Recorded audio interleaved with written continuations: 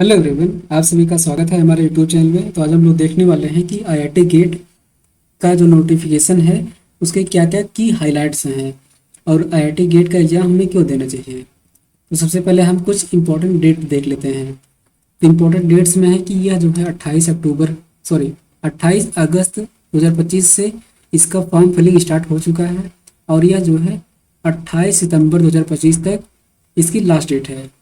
लेकिन late payment अगर आप करते हैं तो वो जो है 9 अक्टूबर 2025 इसका लास्ट डेट होगा।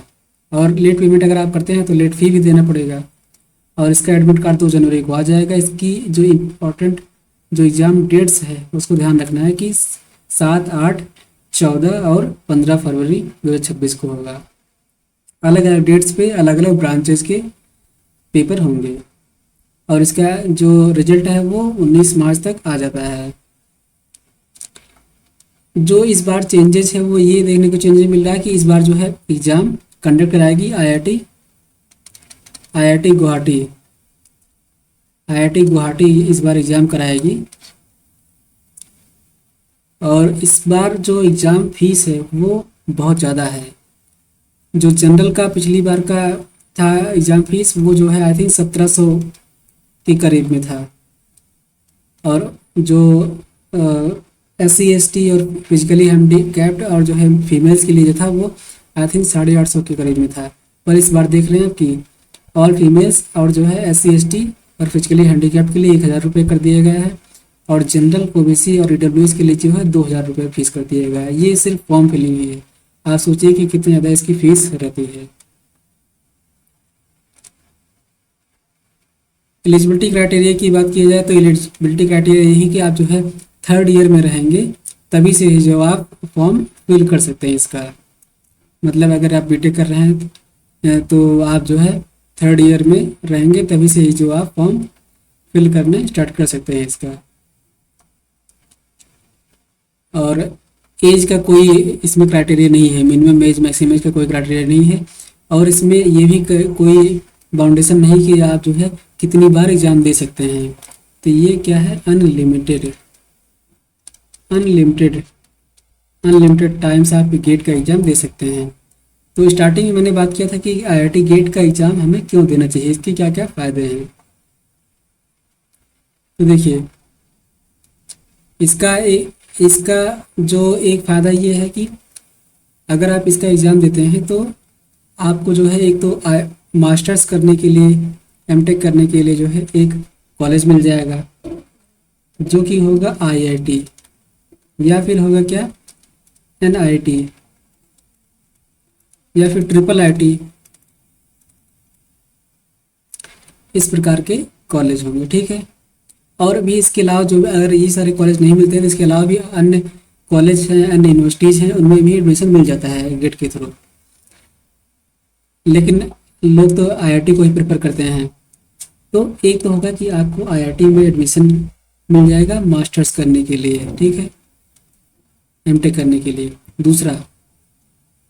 दूसरा ये है कि अगर आप गेट में अच्छे मार्क्स लेके आते हैं तो आपको जो है इसरो इसरो हो गया या फिर भाभा एटॉमिक रिसर्च सेंटर हो गया, बार्क या फिर DRDO हो गया, defence and research organisation DRDO हो गया।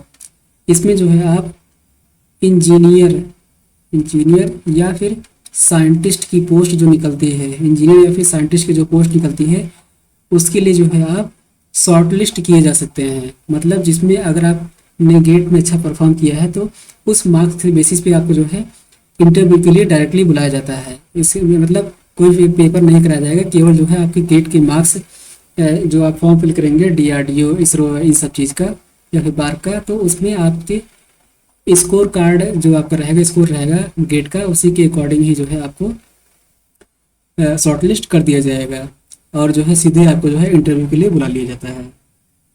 तो इसका मतलब ये हुआ कि आप एमटेक करके जो है अच्छा खासा पैकेज भी कमा सकते हैं, ठीक है, या फिर आप जो है इसरो बार्क DRDO इन सब में साइंटिस्ट भी बन सकते हैं। लेकिन अगर आपको चाहिए कि मुझे सरकारी नौकरी मुझे जाना है तो अलग अलग स्टेट जैसे कि उत्तर प्रदेश हो गया, हरियाणा हो गया और अन्य जो भी स्टेट्स, अन्य सभी तो नहीं लेकिन कई सारे स्टेट जो है अब आईआईटी गेट के स्कोर कार्ड के बेसिस पे जो है वो शॉर्टलिस्ट करना स्टार्ट कर दिए हैं।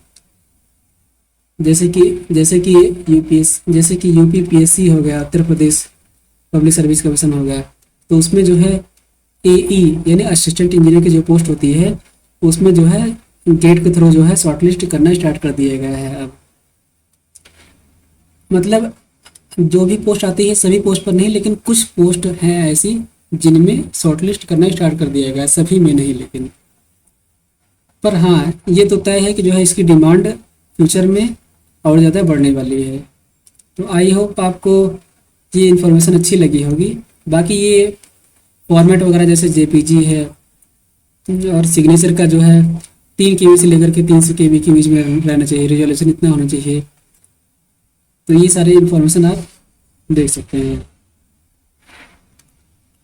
और अगर पासपोर्ट साइज़ फ़ोटो की बात की जाए तो उसका साइज़ 5 से 600 केबी के बीच में होना चाहिए। डायमेंशन 3.5 सेंटीमीटर विड्थ और 4 सेंटीमीटर हाइट ये होना चाहिए। तो ये सारी इन्फॉर्मेशन है। तो आई होप आपको ये इन्फॉर्मेशन आपके लिए काम की लगी होगी। तो अगर ये वीडियो आपके लिए काम के लिए रहा होगा तो प्लीज़ वीडियो को लाइक कीजिए और हमारे यूट्यूब चैनल को सब्सक्राइब करना मत भूलिएगा। मिलते हैं ऐसे ही नई इन्फॉर्मेशन के साथ, तब तक के लिए बाय बाय।